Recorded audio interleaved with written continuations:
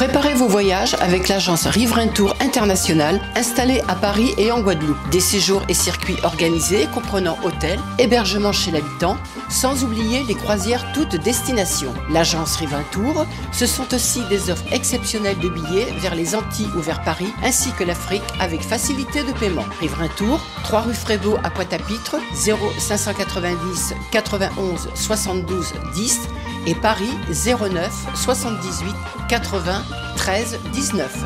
À Paris comme en Guadeloupe, l'équipe Riverain Tour sera toujours à votre écoute. Guyane, actualité. Et depuis ce matin 5h, nous partageons toute l'actualité avec vous les amis. Déjà cette semaine de mouvement social mouvementé, tendu et très compliqué même à la CEMOP avec les salariés qui sont mécontents, qui refusent de reprendre le travail pour l'instant. De son côté, la direction estime que ce mouvement est illégal et n'accepte aucune discussion avant la mise en place d'un service minimum. Entre les deux, les usagers, eux, doivent se débrouiller depuis quasiment plus d'une semaine tout seuls en espérant que la solution arrivera très très vite. Nous en avons parlé lors du dernier rendez-vous d'information sur Radio Pays. Emmanuel Macron pourrait se rendre en Guyane. Ce serait durant le mois de mars. C'est une information qui nous est donnée par nos partenaires d'Outre-mer 360. Ce serait un déplacement qui aurait aussi un lien avec le Brésil dans la ville de Belém qui va accueillir la COP 30 et ça va se dérouler au mois de mars. Je vous l'ai dit, il faut savoir que le dernier déplacement d'Emmanuel Macron remonte à 2017. Nous en avons parlé également de l'université de Guyane qui élargit son offre d'enseignement. À partir de la rentrée prochaine, elle proposera aux étudiants une licence TAPS pour sciences et techniques des activités physiques et sportives. Un enseignement qui forme par exemple des professeurs d'EPS. Laurent Linguet nous en a parlé sur Radio Pays. Le prêtre de l'église à Saint-Sauveur de Cayenne sera renvoyé devant la cour criminelle. Le père Patrice François est convoqué devant la cour criminelle et ce sera dans un peu plus de 2 mois. Les faits qui lui sont reprochés s'étendent entre 2006 et 2013. Il lui aurait volé une femme qui était mineure à l'époque. Nous avons rendu un bel hommage à Jeanne Dutton-Cataillé qui s'en est allée, l'une des dernières figures ultramarines de la Seconde Guerre mondiale qui nous a quittés. Elle nous a quittés à 103 ans en 1944. Elle faisait partie de ces 23 femmes embarquées avec le bataillon antillais parties rejoindre l'Europe et combattre l'ogre nazi de l'époque. Rappelez-vous, c'est de l'histoire et on en parlait sur Radio Pays. O-News Radio. Toute l'actualité nationale et des Outre-mer.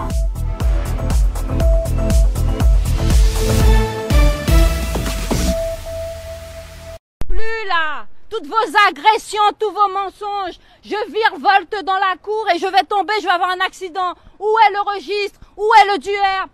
Où est passé le règlement intérieur? Le règlement qui nous dit qu'il faut un disque de chronotachygraphe. Ça c'est sur le scolaire. C'est normal, vous ne savez gérer que du scolaire. Mais les bus urbains, il n'y a pas le plan. Et vous n'avez que Super Mario Bros. Il n'a pas pu vous redire ça? Non? Ben c'est normal, alors il faut demander à Luigi. Ouais, ça commence à bien faire. Vous êtes en train de nous tuer, on va mourir. Mais vous êtes huissier, monsieur. Vous êtes venu constater. Dites-nous quelle est votre mission aujourd'hui. Non, je n'ai pas de communication. Vous avez une mission aujourd'hui? J'ai pas de communication à vous faire, monsieur. Non, mais vous êtes bien venu pour faire quelque chose. Vous me filmez, vous n'avez même pas demandé l'autorisation. Comment? Non, mais on est un média, on est en direct. Vous avez une mission ou pas? Vous avez. Alors dites-nous pourquoi l'huissier est là. Excusez-moi, je vous avais pas vu. Pardonnez. Oui, vous avez. Voilà, parce que depuis le début du conflit, vous ne m'appelez pas, vous ne faites pas appel. On n'a qu'un seul son de cloche et c'est trop facile. Vous serez invité à Radio Pays demain. Non, c'est juste qu'à chaque fois qu'on veut faire partir les bus, on nous dit qu'il n'y a pas de délit d'entrave. Donc j'ai des salariés qui me supplient de travailler et ils sont pas grévistes. Et donc si on doit constater le délit d'entrave de travailler, il va être constaté. Nous, eux, ils peuvent faire grève. Ils restent là tranquillement puisqu'ils ont dit qu'ils sont pacifistes, mais ils doivent laisser travailler ceux qui veulent travailler, ceux qui veulent aller servir la population. Parce qu'on a six véhicules derrière nous qui veulent partir pour aller faire un service minimum. Voilà, je parlais. Il faut laisser les gens travailler. Voilà, ils ont le droit de faire leur grève s'ils veulent avoir le droit de faire leur grève. Moi, je l'ai déjà dit qu'elle était illégale. Maintenant, il y a des gens qui veulent travailler, donc il faut laisser les gens travailler, aller servir la population. Service Comment?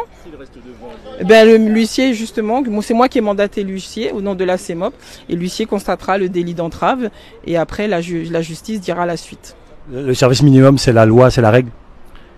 C'est la loi, c'est la règle, oui, on le sait bien, sinon on a des pénalités. Oui, on le sait. Et c'est pour ça que justement qu'on essaye. C'est pour ça qu'on essaie de faire partir le service.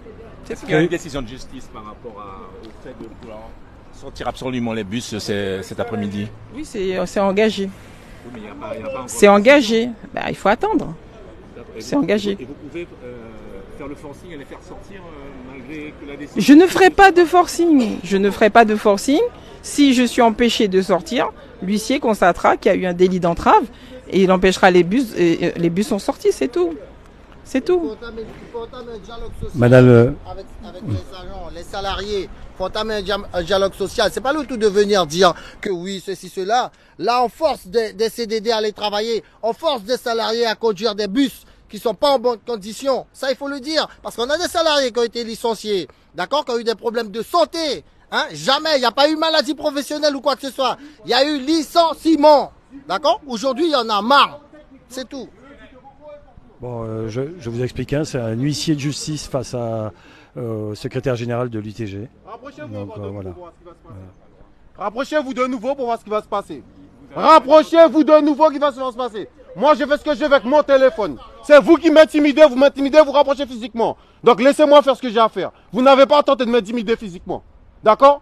Rapprochez-vous encore pour voir. Rapprochez-vous. J'ai le point en avant. Rapprochez-vous encore pour voir. J'ai le droit de filmer les bus derrière vous. Mais si vous êtes... Alors, c'est un gros plan. J'ai le droit de filmer les bus derrière vous. Si vous êtes sur la photo... Non! C'est mon téléphone. Je vais avec ce que je veux. D'accord? Vous n'avez pas à m'intimider physiquement. C'est la dernière fois que ça vous arrive. La prochaine fois que vous marchez sur moi, je riposte. On est OK? Alors, marchez. Puisque vous êtes si homme que ça, marchez. Moi, je filme. Parce qu'en fait, j'ai appelé un huissier de justice pour constater aussi la situation. Voilà. Madame la directrice, bon, on voit bien que la situation est compliquée. Vous maintenez quand même le fait de vouloir sortir les bus malgré cette situation tendue avec l'huissier de justice? Mais est-ce que vous avez vu un bus sortir? Vous voyez? Non. Voilà. Donc vous voyez bien qu'on a fait une tentative. Donc si on nous permet de sortir les bus, on sortira les bus. Mais vu qu'on est en train de crever l'abcès, d'accord, puisque il faut que la Guyane sache ce qui se prépare, puisque on me dit qu'on veut me voir parce que on veut ma tête, parce qu'il y a un repreneur. Il y a un repreneur après la CEMOP. Donc tous les jours, tous les soirs, il y a des personnes qui viennent ici discuter, négocier pour récupérer le marché. Donc posons-nous, la Guyane, je dis posons-nous les bonnes questions. C'est quoi l'objectif? Parce qu'au départ, on avait dit que c'était des conditions de travail, il y avait des problèmes de bus, de climatisation, etc. Et maintenant, il y a un repreneur. Il y a un repreneur, c'est le mot, hein, c'est le mot d'ordre. Madame Balthus va partir, il y a quelqu'un qui reprend la bus, on va reprendre la CEMOP après elle. Donc maintenant, il faut qu'on se pose les bonnes questions. Quel est le jeu qui est derrière tout ça? Et qui sont les vrais acteurs et qui tirent les ficelles? Merci beaucoup. Je rappelle que vous serez l'invité de Victor Zamit demain matin. Bien sûr, bien sûr. Non, par rapport au service minimum. Vous savez bien que le service minimum est bien cadré par la loi et c'est au jour d'aujourd'hui, c'est pas 5 chauffeurs qui fera le service minimum. J'ai que ça à dire. Très bien. J'allais vous poser la question justement. Parce qu'on est censé assurer 22 services et vous envoyez 5 chauffeurs sur le réseau, ça c'est pas le service minimum. Allez, désolé. Ok, merci. C'était la question d'ailleurs hein, que je voulais poser. Vous voyez la situation. Je rappelle, nous sommes à CEMOP Aglobus. Vous avez vu l'interpellation avec notamment Yannick Xavier, secrétaire général de l'UTG. Vous avez vu qu'il y a un huissier de justice hein, à côté de la directrice de la CEMOP. Pour l'instant, aucun bus n'est sorti. Je voulais poser la question du service minimum. Je m'adresse... il est au téléphone. Je vais m'adresser peut-être à Muriel Briquet tout à l'heure. Je rappelle que la directrice sera donc l'invitée de Victor Zamit demain dans la matinale. Un courrier. Qui ça? D'accord. Allons-y. Bonjour. Oui, donc, alors, aujourd'hui, ce qui se passe, moi, je trouve ça inadmissible. Madame Balthus, elle fait que mettre les pressions sur les salariés. Et ça, elle ose dire après sur les réseaux sociaux que elle a un dialogue social de qualité. Ça, c'est un dialogue social de qualité. Que des menaces. des menaces, des avertissements, des sanctions, des mises à pied, des licenciements, des mises en demeure. Est-ce que c'est digne quand même d'une collaboratrice? Parce qu'avant d'être directrice générale, nous sommes des collaborateurs. Et moi, j'estime qu'elle devrait quand même nous respecter. Elle nous prend, il n'y a que du mépris envers nous, que du mépris. Et puis quand elle parle sur les ondes, c'est des mensonges. C'est des mensonges. Elle veut toujours mettre la population de son côté, mais elle ment pour la population. C'est triste de le dire, ça fait 3 ans que la population souffre. Plus d'1 heure d'attente sur les réseaux. C'est pas normal. Monsieur Virap, qui se dit être un modèle, expliquait que quand il y avait la RCT, de 2019 jusqu'à combien de mois, vous avez roulé sans permis. Vous avez roulé sans permis. Vous avez pas, depuis 2019, vous avez roulé sans permis et vous voulez me faire la morale. Posez les bonnes questions. Donc, vous voyez, c'est vraiment... c'est plus que tendu. Hein. Ouais. Ok. On est en direct. On est en direct. Ouais. On est en direct, c'est pour ça. C'est compliqué. Non, mais bon, elle est arrivée sur le direct. Ouais. Mais là, moi, j'ai une question. Je vois des bus qui sont peut-être prêts à partir. Est-ce que vous, syndicat, ok.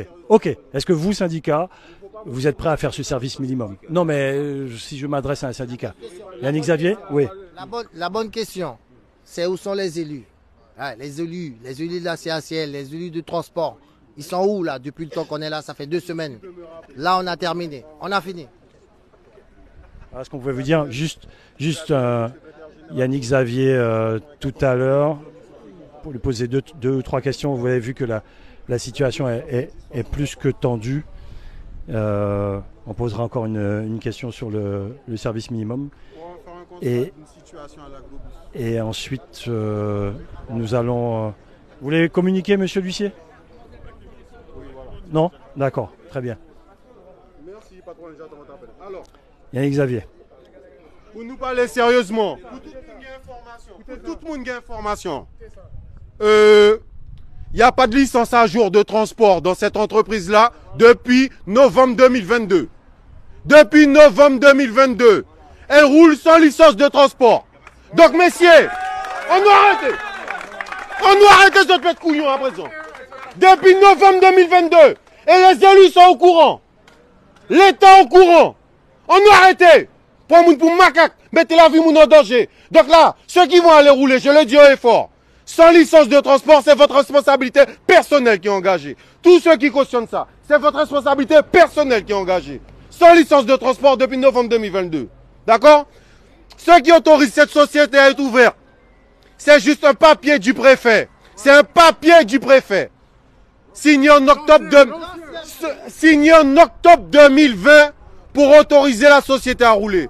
Mais depuis ce jour, les documents complémentaires n'ont jamais été envoyés à la préfecture, ni au service des transports. Donc à présent, regardez, mettez-nous bien, on a arrêté. Si elle ne veut pas discuter, balle finie, violent dans le sac. On nous fera mes barrières à la roue, que ça nous prend entrave entreprise, nous entrave territoire la CTG. Fini. Puisqu'à bordel, ni président, ni directrice, personne ne va aller venir discuter. Personne ne va venir discuter. Moi, il n'y a pas de problème. On ferme le portail de la CTG là-haut. Comme ça, on a entravé la CTG. Les dommages collatéraux, ce ne sera pas notre problème. Il faudra que le président de la CTG mandate un huissier pour nous dire de désentraver son portail. Tout simplement. Outremernews.fr, le site de l'actualité Outre-mer, 24 heures sur 24 et 7 jours sur 7. Retrouvez la chaîne Outremer News sur YouTube.